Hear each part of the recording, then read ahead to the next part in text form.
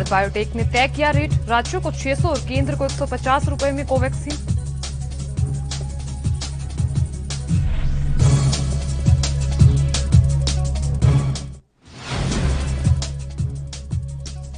और दिल्ली में कोरोना से हाहाकार, एक हफ्ता और बढ़ सकता है लॉकडाउन, केजरीवाल सरकार कर रही विचार।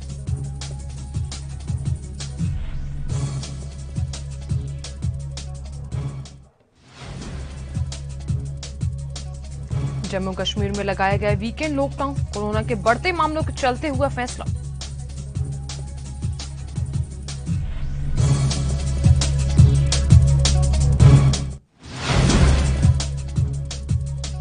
और चुनावी राज्य पश्चिम बंगाल में कोरोना विस्फोट, एक दिन में सामने आए 14,281 नए मामले।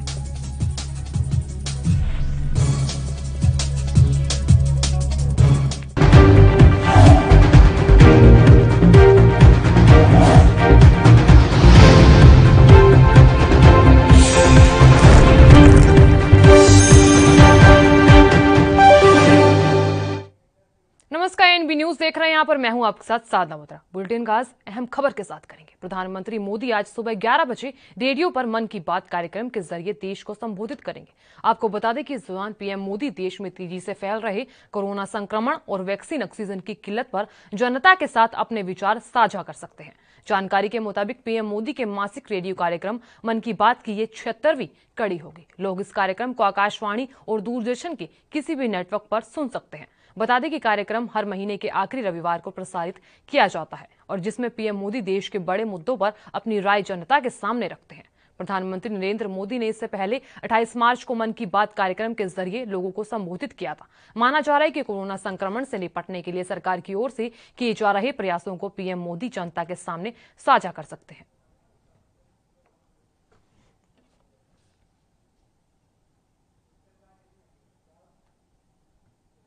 देश की राजधानी दिल्ली में एक हफ्ते के लगाए गए पूर्ण लॉकडाउन के बावजूद कोरोना संक्रमण के हालात चिंताजनक बने हुए हैं और ऐसे में दिल्ली सरकार कुछ और दिन के लिए लॉकडाउन को लेकर विचार कर रही है। वहीं दिल्ली की बात करें तो दिल्ली के 70% कारोबार लॉकडाउन को 26 अप्रैल से और आगे विस्तार दिए जाने के पक्ष में है। यहां सीएम अरविंद केजरीवाल ने 19 अप्रैल को 6 दिन के लॉकडाउन की घोषणा की थी और इस बीच जो सोमवार सुबह 5 बजे तक लागू होगा। संक्रमण की कड़ी को तोड़ने और स्वास्थ्य ढांचे को मजबूत करने के लिए यह लॉकडाउन लागू किया गया था। अब आपको ये बता दें कि दिल्ली सरकार के एक सूत्र ने कहा कि कम समय के लिए लॉकडाउन का मकसद मामलों की संख्या को काबू करने के साथ ही स्वास्थ्य ढांचे को मजबूती देने के समय हासिल करना था। हालांकि परिस्थितियां खराब से बदतर हो गई हैं और लेकिन ऐसे में हालात में एक और सप्ताह के लिए लॉकडाउन को विस्तार देना एक संभव विकल्प है।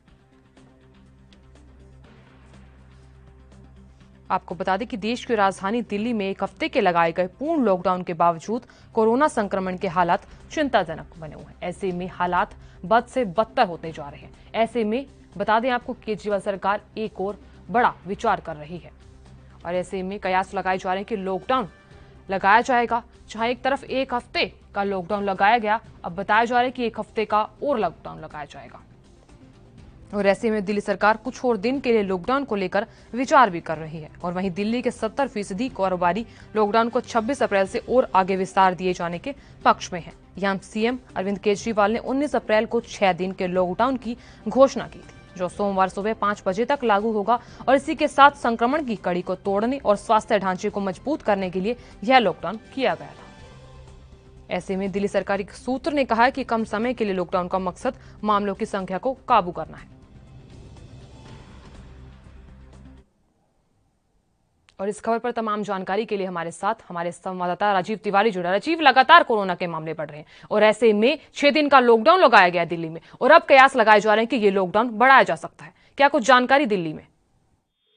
देखिए, बिल्कुल बताया, जिस तरीके से लगातार जो है दिल्ली के अंदर कोरोना की स्थिति को कंट्रोल करने के लिए 6 दिन का लॉकडाउन जरूर लगाया गया था, मगर अब 6 दिन के लॉकडाउन की समय सीमा खत्म होने वाली है, यानी कल सुबह 6 बजे तक के लिए ही लॉकडाउन रहेगा। मगर कहीं ना कहीं आशंका यही जताई जा रही है कि लॉकडाउन की समय सीमा को और ज्यादा बढ़ाया जा सकता है। लगता है कि एक हफ्ते के लिए और ज्यादा बढ़ाया जा सकता है लॉकडाउन को, मगर देखना होगा कि दिल्ली सरकार कितने बड़े कदम उठा पाती है, क्योंकि अभी तक कोरोना की स्थिति को संभाल नहीं पाई है दिल्ली सरकार। और दिल्ली सरकार के साथ साथ खुद एलजी साहब भी इसके अंदर संज्ञान ले रहे थे, मगर अभी तक एलजी साहब की तरफ से भी ऐसा कोई निर्णय सामने नहीं आया, ना ही दिल्ली सरकार की तरफ से सामने आया है कि दिल्ली के अंदर अभी लॉकडाउन बढ़ाया जाएगा। मगर देखना होगा कि दोनों मिलकर कब तक ये डिसाइड करेंगे कि लॉकडाउन को आगे बढ़ाया जा सकता है या नहीं बढ़ाया जा सकता है। जी राजीव, आपसे जानना चाहेंगे कि जैसा कि मांग उठाई जा रही है कि एक हफ्ते और लॉकडाउन बढ़ाया जाए, ऐसे में क्या हम मान सकते हैं कि एक हफ्ते से ज्यादा लॉकडाउन बढ़ाया जा सकता है?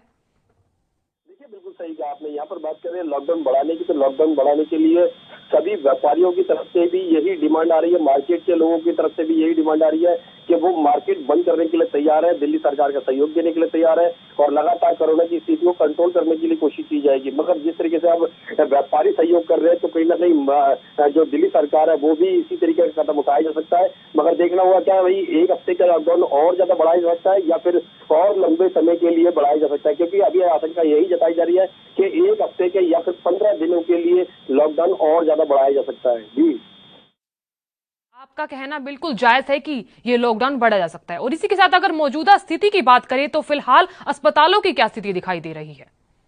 देखिए, बिल्कुल सही बात कर रहे हैं। जिस तरीके से अस्पतालों की, तो अस्पतालों के अंदर बिल्कुल अभी भी ऑक्सीजन की कमी है, वैक्सीन की कमी है, यहाँ तक कि बेडों की कमी है। मगर दिल्ली सरकार को कहीं ना कहीं सुप्रीम हाई कोर्ट ने फटकार भी लगाई और केंद्र सरकार को भी। मगर देखना होगा इस फटकार के साथ साथ दिल्ली सरकार कितने सबक ले सकती है, क्योंकि दिल्ली सरकार के हाथ में अभी कुछ भी नहीं है, क्योंकि सारे काम एलजी के हाथ में है और एलजी ही अब निर्णय लेंगे कि लॉकडाउन लगाया जाएगा या नहीं लगाया जाएगा, या फिर अस्पतालों की जो परिस्थिति है उसको संभालने के लिए केंद्र सरकार का सहयोग चाहिए होगा। मगर अभी भी दोनों सरकारों के बीच में तालमेल मिलता हुआ नजर नहीं आ रहा, जिसका खामियाजा जनता को भुगतना पड़ रहा है। मगर देखना होगा कि ऑक्सीजन की कमी और बेडों की कमी से कितना जल्दी सुधार ला सकते हैं दिल्ली सरकार और केंद्र सरकार। जी, बहुत बहुत शुक्रिया तमाम जानकारी देने के लिए और जानकारी साझा करने के लिए।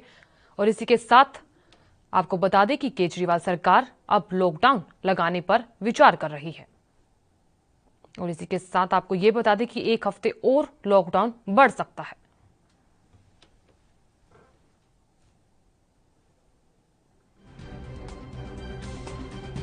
आपको बता दें कि देश की राजधानी दिल्ली में एक हफ्ते के लगाए गए पूर्ण लॉकडाउन के बावजूद कोरोना संक्रमण के हालात चिंताजनक बने हुए हैं। उधर पश्चिम बंगाल में शनिवार को एक दिन में कोरोना वायरस संक्रमण के सबसे अधिक 14,281 मामले सामने आए और इसी के बाद संक्रमितों की कुल संख्या बढ़कर 7,28,061 हो गई। जानकारी के मुताबिक संक्रमण के चलते 59 और रोगियों की मौत हो गई और इसी के बाद मृतकों की कुल तादाद की बात करें तो 10,884 हो गई। राज्य में बीते 24 घंटों में 7,584 लोग संक्रमण से उबरे हैं और यहां उपचाराधीन रोगियों की संख्या की बात करें तो 81,375 बताई जा रही है। पश्चिम बंगाल में शुक्रवार के बाद 55,060 नमूनों की जांच की जा चुकी है और उधर निर्वाचन आयोग ने शनिवार को पश्चिम बंगाल में चुनाव प्रचार के दौरान आपदा प्रबंधन अधिनियम के तहत कोविड-19 अनुरूप व्यवहार के अनुपालन में ढिलाई पर चिंता जताई और कहा कि यह पर्याप्त नहीं है। यहां आयोग ने कोविड-19 दिशा निर्देशों को लागू करने की जिम्मेदारी संभाल रहे निकायों को अपने कर्तव्य का पालन करने के लिए कार्य करने की आवश्यकता पर बल दिया है। आपको बता दें कि मुख्य चुनाव आयुक्त सुशील चंद्रा और चुनाव आयुक्त राजीव कुमार ने बंगाल विधानसभा चुनाव के प्रचार अभियान में कोविड-19 दिशा निर्देशों के पालन को लेकर समीक्षा बैठक भी, और जिसमें यह मुद्दा उठा कि राज्य में अभी 2 चरणों के मतदान बाकी है और यहाँ राज्य में 7वें चरण का मतदान 26 अप्रैल को होगा और जबकि 8वें और अंतिम चरण का मतदान 29 अप्रैल को होगा। और इसी के साथ आपको बता दें कि निर्वाचन आयोग ने कुछ दिन पहले ही रोड शो और पैदल मार्च पर रोक लगा दी थी और इसी के साथ ही जनसभा में अधिकतम 500 लोगों के शामिल होने की सीमा तय की गई थी।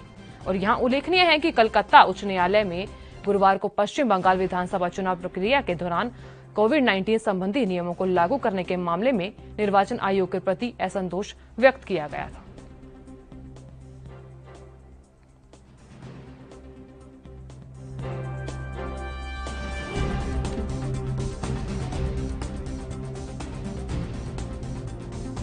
आपको बता दें कि पश्चिम बंगाल में शनिवार को एक दिन में कोरोना वायरस संक्रमण के सबसे अधिक 14,281 नए मामले सामने आए और यहां इसके बाद संक्रमितों की कुल संख्या बढ़कर 7,28,061 हो गई।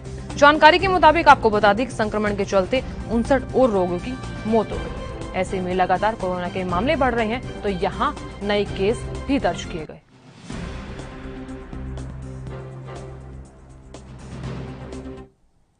उधर देश भर में कोरोना का कहर लगातार जारी है और अब रोजाना 3 लाख से अधिक संक्रमण के मामले सामने आ रहे हैं, जो बेहद ही चिंता का विषय है। और ऐसे में बढ़ते मामलों के बीच कई अस्पतालों में बेड्स, ऑक्सीजन और वेंटिलेटर की भारी किल्लत नजर आ रही है। और यहाँ राजधानी दिल्ली की बात करें तो कोरोना संक्रमण की रफ्तार तेजी से बढ़ती जा रही है और शनिवार को बीते 24 घंटों में कोरोना के 24,103 नए मामले सामने आए और बीते 24 घंटों में दिल्ली में रिकॉर्ड 357 मौतें हुई और अब तक का ये सबसे बड़ा आंकड़ा है। और इतना ही नहीं, दिल्ली में पॉजिटिविटी रेट की बात करें तो 332.27 हो गया और फिलहाल राजधानी में 93,080 मरीजों का इलाज चल रहा है। वहीं छत्तीसगढ़ की बात करें तो छत्तीसगढ़ में 16,000 से ज्यादा मामले सामने आए और बीते 24 घंटों के दौरान 16,731 नए कोरोना पॉजिटिव मरीज मिले हैं और शनिवार को छत्तीसगढ़ में कोरोना से 203 लोगों की मौत हुई। और सबसे ज्यादा गंभीर बात तो ये है कि 2,138 नए मामले राजधानी रायपुर में सामने आए और यहाँ 46 लोगों की मौत हो गई। वहीं उत्तर प्रदेश के वाराणसी और प्रयागराज में शनिवार को 2,000 से ज्यादा केस सामने आए और वहीं वाराणसी की बात करें तो जहां बीते 24 घंटों में 2,168 नए मामले सामने आए और 10 मौतें भी हुई। वहीं प्रयागराज में 2,054 लोगों की रिपोर्ट पॉजिटिव आई और इसी के साथ 13 मरीजों ने दम भी तोड़ दिया। और अब महाराष्ट्र की बात करें तो महाराष्ट्र में शनिवार को कोरोना के 67,160 नए मामले सामने आए और बीते 24 घंटों की बात करें तो यहाँ 676 लोगों की मौत हुई। यानी कि अब हर घंटे 28 संक्रमितों ने कोरोना से हारकर दम तोड़ दिया और फिलहाल 6,94,480 मरीजों का इलाज चल रहा है। उधर पूरे देश की तरह जम्मू कश्मीर में भी कोरोना के आंकड़े लगातार बढ़ते जा रहे हैं और जिसे निपटने के लिए अब प्रदेश सरकार ने वीकेंड लॉकडाउन का ऐलान कर दिया है। आपको बता दें कि लॉकडाउन शनिवार शाम 8 बजे से सोमवार सुबह 6 बजे तक जारी रहेगा और इसी के साथ ही जम्मू कश्मीर में लगातार बढ़ रहे कोरोना संक्रमण और इस महामारी से हो रही मौतों के बीच प्रदेश सरकार ने एक बड़ा कदम उठाया है। यहाँ जम्मू कश्मीर के एलजी मनोज सिन्हा ने पूरे प्रदेश में शनिवार शाम 8 बजे से सोमवार सुबह 6 बजे तक वीकेंड लॉकडाउन का ऐलान किया है और इस यहाँ वीकेंड लॉकडाउन के दौरान पूरे प्रदेश में कर्फ्यू जैसी पाबंदियां रहेंगी और इसी के साथ जरूरी और इमरजेंसी सेवाओं को छोड़कर सब कुछ बंद रहेगा। और इसी ऐलान के बाद पूरे प्रदेश में शनिवार शाम पुलिस बल सड़कों पर दिखा और इसी के साथ पुलिस इस लॉकडाउन को सख्ती से लागू करने के लिए पुलिस ने न केवल शहरों की दुकानें बंद करवाई बल्कि सार्वजनिक यातायात को भी बंद करवा दिया। और इसी के चलते जम्मू कश्मीर में लगातार कोरोना से जुड़े मामले लगातार बढ़ रहे हैं और यहाँ प्रदेश में औसतन रोजाना 2,000 से अधिक मामले दर्ज किए गए और इसी के साथ ही जम्मू कश्मीर में इस महामारी से मरने वाले लोगों का आंकड़ा लगातार तेजी से बढ़ गया, जो बेहद ही चिंता का विषय है।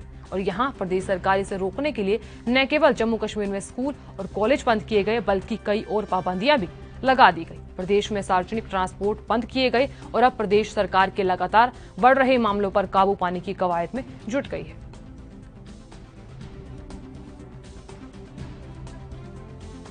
आपको बता दें कि जम्मू कश्मीर में लॉकडाउन का ऐलान किया गया है और इसी के बीच कोरोना के मामले लगातार बढ़ रहे हैं तो यहाँ बढ़ते मामलों को देखते हुए जम्मू कश्मीर में लॉकडाउन का ऐलान किया गया है। पूरे देश की तरह जम्मू कश्मीर में भी कोरोना के आंकड़े लगातार बढ़ते जा रहे हैं और इससे निपटने के लिए अब प्रदेश सरकार ने वीकेंड लॉकडाउन का ऐलान कर दिया है। आपको बता दें कि यह लॉकडाउन शनिवार शाम 8 बजे से सोमवार सुबह 6 बजे तक जारी रहेगा। और इसी के साथ जम्मू कश्मीर में लगातार बढ़ रहे कोरोना संक्रमण और इस महामारी से हो रही मौतों के बीच प्रदेश सरकार ने ये बड़ा कदम उठाया है। यहाँ जम्मू कश्मीर के एलजी मनोज सिन्हा ने पूरे प्रदेश में शनिवार शाम 8 बजे से सोमवार सुबह 6 बजे तक वीकेंड लॉकडाउन का ऐलान किया है। इस वीकेंड लॉकडाउन के दौरान पूरे प्रदेश में कर्फ्यू जैसी पाबंदियां रहेंगी और इसी के साथ जरूरी और इमरजेंसी सेवाओं को छोड़कर सब कुछ बंद रहेगा। तो यहाँ कोरोना के बढ़ते मामलों को देखते हुए बड़ा फैसला लिया गया है। जम्मू कश्मीर में अब वीकेंड लॉकडाउन का ऐलान कर दिया गया है।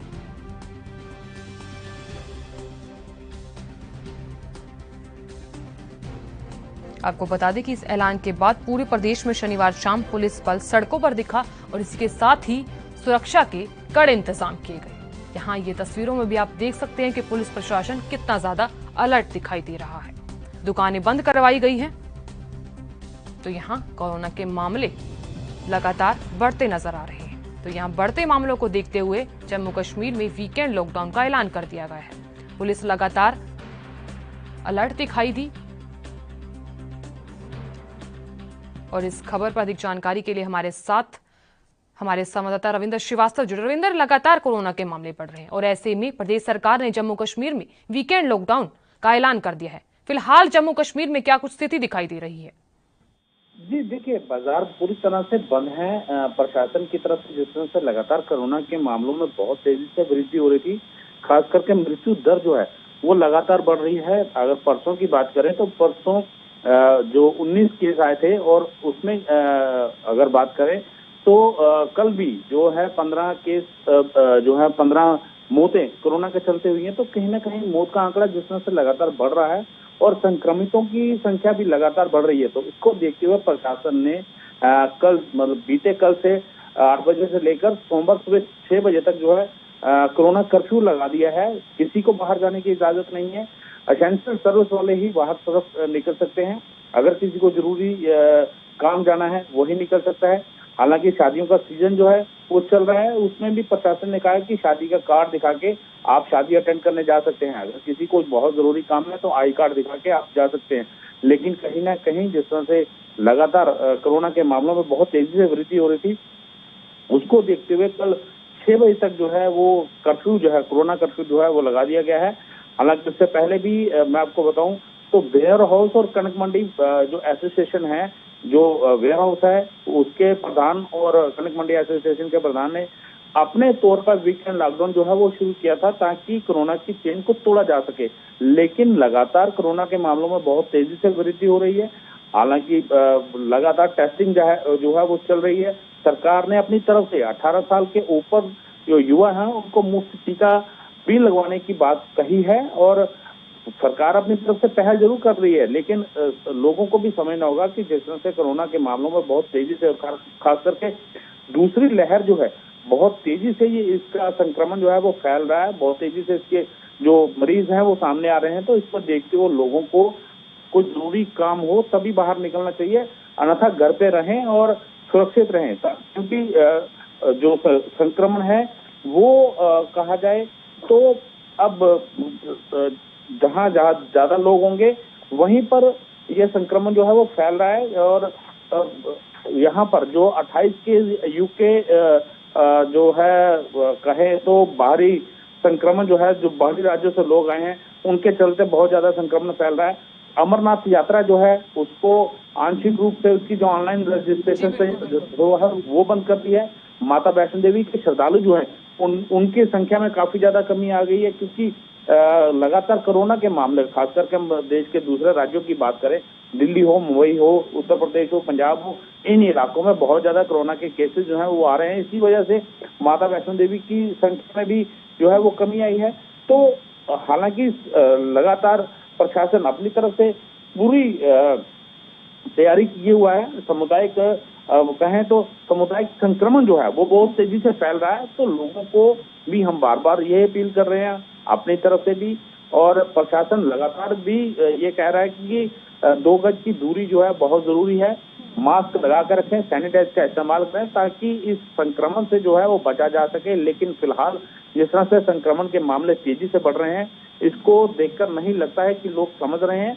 ट्रांसपोर्ट फिलहाल बंद पड़ा है जम्मू कश्मीर में, क्योंकि प्रशासन की तरफ से कहा गया था कि जो सवारी गाड़ियां हैं उसमें आधी गाड़ी ही जो है लोगों को ले जा सकती है, क्योंकि लोगों में एक उचित दूरी बनेगी। लेकिन ट्रांसपोर्टर और सरकार में ठनी हुई है।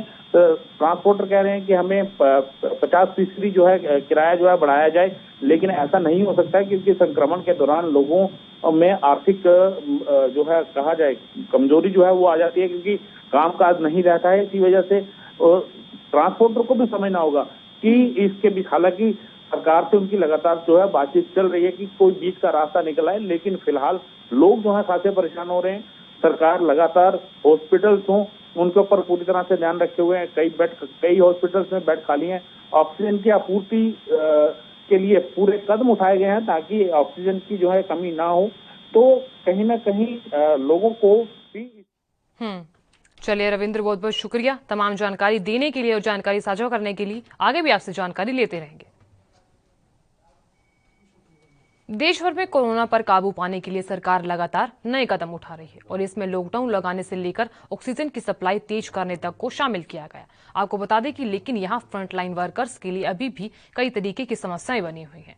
पुलिसकर्मी भी रात दिन अपनी ड्यूटी दे रहे हैं, तो वहीं दूसरी ओर मुंबई में भी हालात काफी ज्यादा खराब दिखाई दे रहे हैं और इसे देखते हुए पुलिस को 6 वैनिटी वैन दी गई है और इन वैनिटी वैन के जरिए गर्मी में खड़े पुलिसकर्मियों के लिए कुछ राहत होगी और अपने काम को थोड़ा आसान बनाने के लिए मुंबई के व्यवसायी केतन रावल ने अपनी वैनिटी वैन मुंबई पुलिस को मुफ्त में उपलब्ध कराई है, क्योंकि ये पूरी तरह से एयर कंडीशनर होती है। और यहाँ बताया जा रहा है कि वैनिटी वैन देने वाले केतन रावल ने महिला पुलिस कर्मियों से मेरी बात हुई, उन्होंने बताया कि यह कम पानी पीती है और जिससे वॉशरूम न जाना पड़े। और इस बीच इस समस्या को देखते हुए मैंने वैन्स को पुलिस डिपार्टमेंट को देने का फैसला किया है। तो यहाँ वैनिटी वैन में 3 सेक्शन होते हैं और बताया जा रहा है कि जिसमें वॉशरूम, ड्रेसिंग टेबल और एक बेड भी होता है और इसी के साथ ही महिला पुलिसकर्मी घर जाने से पहले चेंज भी कर सकती है।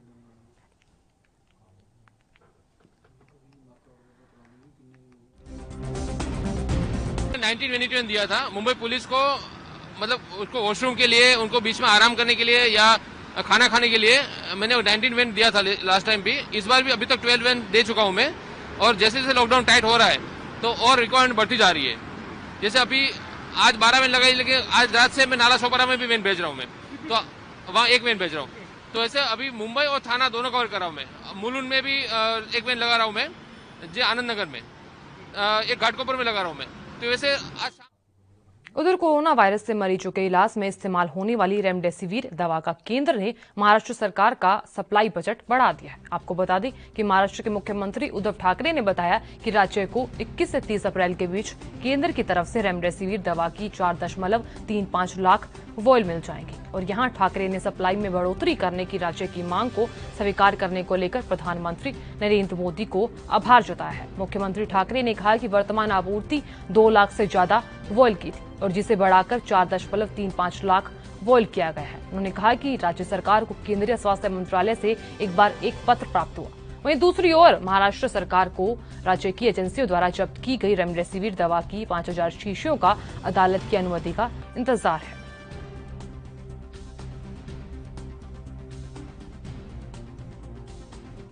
उधर पंजाब के लुधियाना से शर्मसार करने वाली खबर सामने आई है। यहां लुधियाना के थाना सिंगवा बेट के एक गांव में युवक ने 70 साल की महिला के साथ दुष्कर्म किया और इसी के बाद आरोपी मौके से फरार हो गया।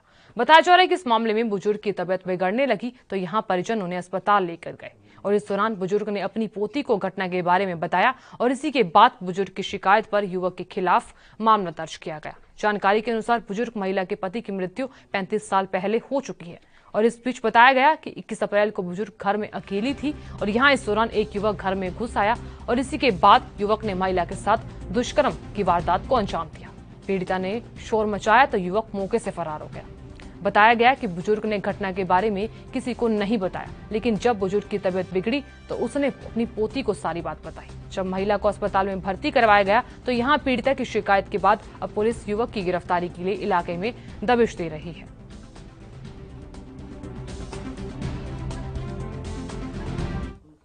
उधर दिल्ली के बीजेपी अध्यक्ष आदेश गुप्ता ने दिल्ली सरकार पर निशाना साधते हुए कहा कि मोदी सरकार ने दिल्ली सरकार को 8 नए ऑक्सीजन प्लांट लगाने के लिए फंड मुहैया करा है, लेकिन यहां दिल्ली सरकार ने कोई काम नहीं किया और इसी बीच बड़ी लापरवाही के कारण आज दिल्ली में हजारों लोगों की सांसें रुक रही हैं। तो यहां दिल्ली सरकार को इतनी सजा मिलनी ही चाहिए।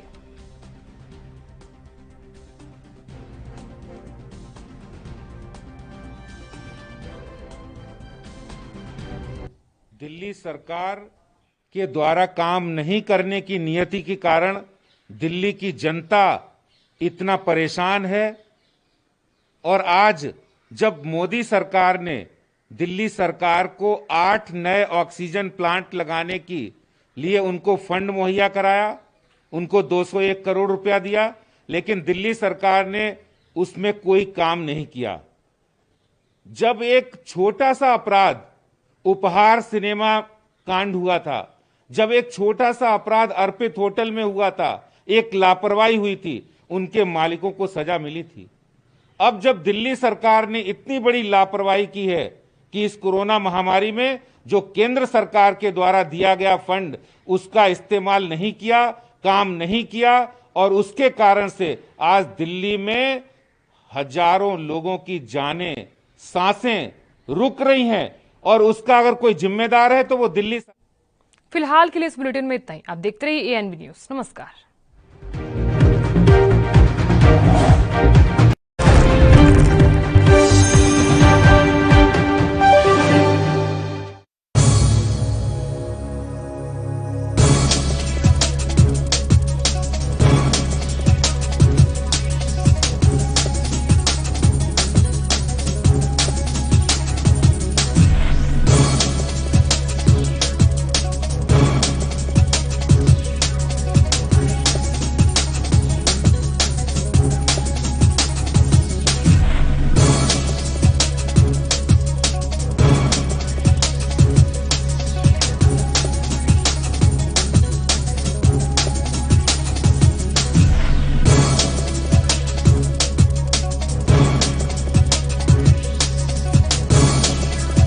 कम ब्रेक और ज्यादा खबरों के साथ देखिए ANB news in channel number पर।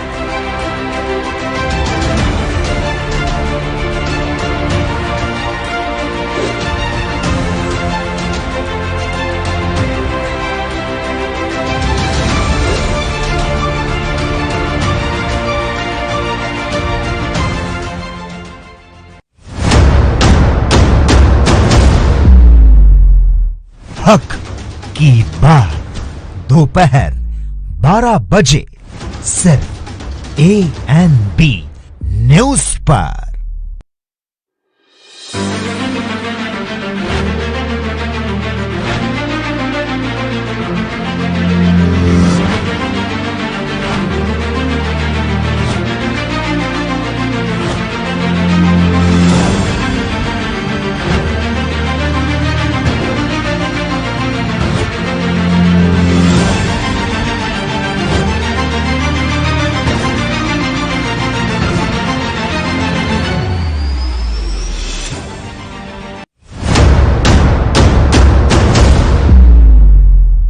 हक की बात दोपहर 12 बजे सिर्फ ANB न्यूज पर।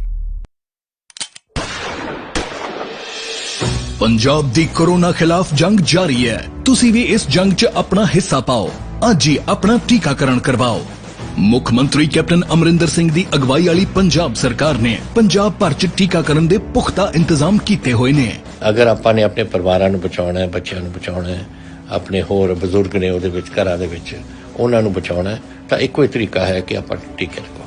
ਤਾਂ ਅੱਜ ਮੇਰੀ ਇਹੀ ਬੇਨਤੀ ਹੈ ਤੁਹਾਨੂੰ ਕਿ ਤੁਸੀਂ ਮੇਰੀ ਗੱਲ ਮੰਨੋ, ਸਾਰੇ ਤੁਸੀਂ ਲਗਾਓ ਤਾਂ ਕਿ ਤੁਸੀਂ ਵੀ ਬਚੋ ਔਰ ਨਾਲ ਤੁਹਾਡੇ ਘਰਾਂ ਦੇ ਵਿੱਚ ਜੋ 45 ਸਾਲ ਤੋਂ ਉੱਪਰ ਨੇ ਉਹਨਾਂ ਨੂੰ ਵੀ ਲਗਾਓ ਤਾਂ ਕਿ ਆਪਣਾ ਪਰਿਵਾਰ ਬਚ ਸਕੇ। पहली डोज लगन तो 4 हफ्तियां बाद दूजा डोज लगेगा। टीकाकरण उपरांत तुहानू हल्का जिहा बुखार आ सकदा है, जिस ते घबराउण दी लोड़ नहीं।